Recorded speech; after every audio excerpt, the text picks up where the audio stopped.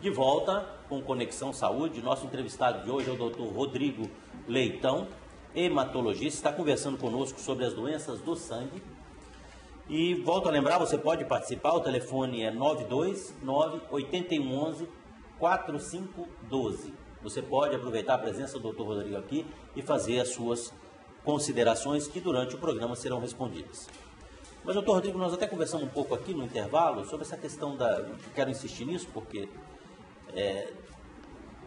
foi dito que o estoque está crítico e tal, para a gente até regularizar essa situação, mas me diga, as pessoas não doam, né? Então, eu não sei como é isso, assim, tipo assim, da parte da população, quantos são doadores, quantos não são. Com certeza, se está dessa maneira é porque não estamos no ideal, não é isso? Vocês, principalmente vocês da direção, acham que a doação é mais com medo do fato de doar, tipo assim, de que vou criar uma dependência, que vai afinar meu sangue, que vai engrossar meu sangue, que eu nunca mais vou poder parar de doar, ou simplesmente porque não é cultural, ou uma mescla dos dois? Isso, eu acho que é um conjunto, né, de fatores.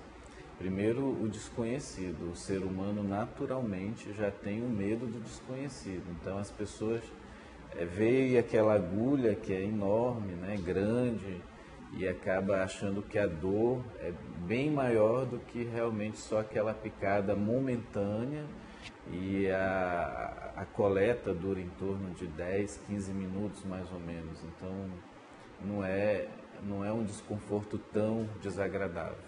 Além disso, a questão cultural mesmo, como você falou. O Ministério da Saúde, ele tem uma meta, de acordo com a Organização Mundial de Saúde, que o ideal é que a gente alcance em torno de 4% da população do estado, né, do país, de doadores. E a nossa meta ainda está em 2,5%.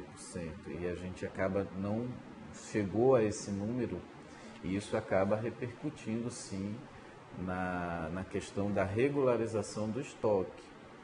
Além disso, ou seja, desse medo do desconhecido, desse medo da dor ser maior do que realmente ela é, a questão dos exames. Eu acredito que muitas pessoas têm receio dos resultados, principalmente no que se refere a HIV, as hepatites, né, B, C ou alguma outra alteração. Para ficar bem claro aí, para que a população entenda. Quando você doa o sangue lá, esse sangue é examinado com uma série de doenças e o paciente recebe um laudo de todas essas doenças, não é isso? Tá. Não, só para ficar claro, porque senão pode achar que pode transmitir alguma doença ali no momento, entendeu? Não nesse sentido. E também já tem aquela questão da entrevista, porque quando você vai doar sangue, você vai ser entrevistado por um profissional capacitado para aquilo, né? Já está acostumado com aquelas perguntas de nível superior. Então já tem um pouco desse pré-conceito, né? De chegar, a pessoa quer saber da minha vida, do que eu faço, do que eu deixo de fazer. Então já tem essa coisa da entrevista. Depois disso, tem essa questão dos exames mesmo que precisam ser feitos. E os exames de hemocentro são exames muito sensíveis, eles precisam ser. É melhor que seja um falso positivo do que tenha um falso negativo. Só para esclarecer a população, entender. Falso positivo, que é importante, por exemplo, é você não ter a doença e no exame dar uma suspeita que você tem. Então isso é melhor do que você ter uma doença e o exame não mostrar que tem a doença e acabar transmitindo essa bolsa de sangue, não é isso? Eu queria aproveitar também, é melhor para o hemocentro, mas para o doador é extremamente desconfortante, desagradável, ele fica muito ansioso, mas eu quero tranquilizar a população, os doadores, no sentido de que nós acabamos repetindo, né, esse exame. A partir do momento que dá alguma coisa positiva, nós fazemos uma investigação para... Não necessariamente só HIV, né? Porque a população tem hepatite, um monte de coisa, sífilis, claro, né? Outras doenças, a gente acaba investigando para confirmar ou descartar. E a gente tem essa preocupação justamente por essa questão psicológica que leva ao doador. Então fiquem tranquilos, E uma coisa... Existe uma descrição muito grande, não é isso? Quer dizer, é totalmente sigiloso, isso não sai... Com certeza, Pois é, isso que é bom esclarecer total também. sigilo, não tem como... A gente nem fala em nomes de doadores, são Não tem número, não é sem isso? números, registros, não tem nem como falar em nomes. E eu quero também aproveitar o espaço, doutor, para falar que o Hemoan, ele participa de... no Brasil inteiro, foram escolhidos 14 hemocentros para usar uma tecnologia molecular, pelo PCR, para exame de HIV e hepatite C. E o Hemoan, ele é contemplado, né, para fazer esse tipo de exame. Inclusive, nós fazemos exames do estado de Roraima, Rondônia e Acre. Os exames vêm para cá para que a gente faça essa testagem via molecular. E isso, o que isso quer dizer para a população? Que nós estamos melhorando a segurança na transfusão. As sorologias que antes, em média, o período de incubação, que é aquele período que você teve contato com uma pessoa que estava infectada, por exemplo, pelo HIV, e tem o período de janela imunológica. Então, a sorologia que os hemocentros, que o Hemoan tinha, no caso, tinha um período que não conseguia detectar durante esse período que chama janela imunológica, que era em torno de 22, 23 dias. Com a tecnologia NAT, que é teste de ácido nucleico, né, a sigla, esse período cai para 13 dias, então 12, 13 dias de período de incubação, ou seja, aumenta a segurança transfusional. Às vezes o doador acaba não omitindo algumas informações e a gente acaba liberando na triagem, aí vai para fazer a doação, mas o exame NAT acaba detectando, né? E para tranquilizar mais ainda, não foi um aumento significativo desde a introdução do NAT nos hemocentros, não foi um aumento significativo de detecção com essa redução do período da janela imunológica. Ou seja, os exames testados antes são seguros. Agora, nada é 100%. Né? E aproveitando ainda para os colegas médicos, indiquem com critérios absolutos as transfusões, porque você sempre vai estar expondo o paciente que precisa ou não de um hemocomponente, você vai estar expondo, porque nada na medicina é 100%. Né? Nós estamos usando os melhores exames, a melhor tecnologia, mas pode acontecer. Eu posso estar passando por um paciente que tem uma leucemia, por exemplo, que transfunde basicamente 3, 4 vezes por semana, ou seja, ele é um candidato muito potente para ser infectado, porque vai estar transfundindo continuamente. Então, assim, a gente pede que realmente tenham indicações precisas nas transfusões. Principalmente em pós-operatório, né, também, né? Principalmente na área cirúrgica. Principalmente em pós-operatório. Bom, eu quero falar algumas coisas sobre isso aí, porque... Vamos lá. Então, se existe o medo dos exames. Todas essas doenças que o Rodrigo falou são doenças infecciosas.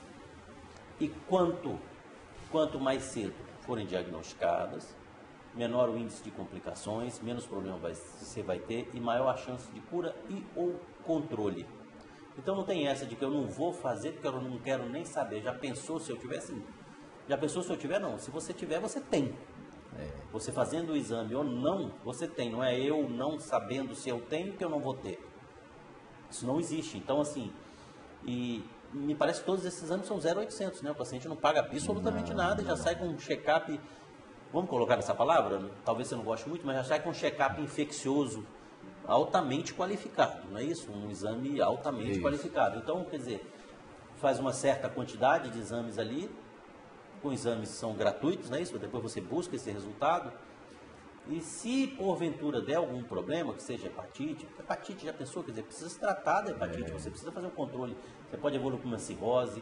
Então, a própria contaminação pelo vírus HIV, quanto mais cedo for controlado, né, com as medicações que existem, você vive sem problemas algum, sem chegar a ter a doença. Então, não vamos pensar nisso, não vou doar o sangue, eu estou com medo do que vai dar nos meus exames. que der nos seus exames é o que você tem. Então, por favor, tenha atenção a isso. Mas vamos voltar ao assunto das anemias. Então, você falou que a principal anemia, a anemia ferropriva, né? Privação de ferro, então, talvez falta de ferro, carência de ferro.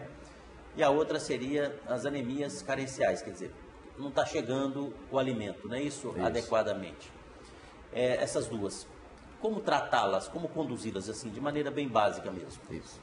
As anemias carenciais, nós temos a ferropriva, que são as mais comuns por deficiência de ferro, e tem a anemia megaloblástica também, que é por deficiência de vitaminas, né, que é o ácido fólico ou vitamina B12, por exemplo, de pacientes que podem evoluir para essa anemia. As pessoas que fazem cirurgia bariátrica, por exemplo, que diminui o estômago e isso acaba desencadeando uma anemia megaloblástica, né, que a gente fala.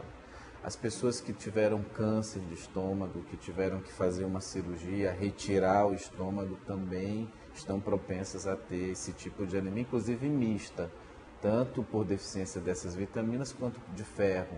Pode ser uma anemia mista. As pessoas de mais idade, que têm fisiologicamente evoluir para uma atrofia do estômago, acaba dificultando a absorção dessas vitaminas, até pelo fator intrínseco no estômago, acabam desenvolvendo também. E isso a gente vê no hemograma, determinadas alterações que nos sugerem que seja ferropriva ou megaloblástica, e aí a gente dosa, né, essas vitaminas, ou dosa ou faz um estudo do ferro para ver o que o paciente tem de deficiência. Essas são as carenciais. Tem as anemias constitucionais, de defeitos de produção, como as anemias aplásticas, que também são chamadas de aplasia de medula.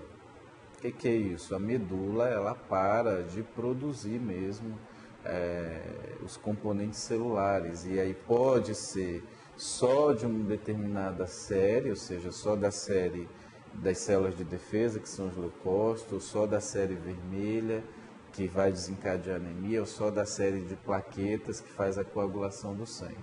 Mas, no geral, ela altera todas essas séries, fazendo uma diminuição de todas elas, que é a pancitopenia.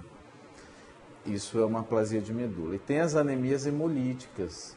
As anemias hemolíticas, ela diz hemolítica porque há uma destruição da hemácia. Em média, uma hemácia dura em torno de 120 dias, a vida útil dessa hemácia. E quando o paciente desenvolve uma anemia hemolítica, ela acaba caindo para uma vida média de 20 dias. E aí também tem várias causas. Bom, nós vamos continuar conversando sobre anemia no próximo bloco. É questão de 2 minutos, voltamos aqui com o Conexão Saúde.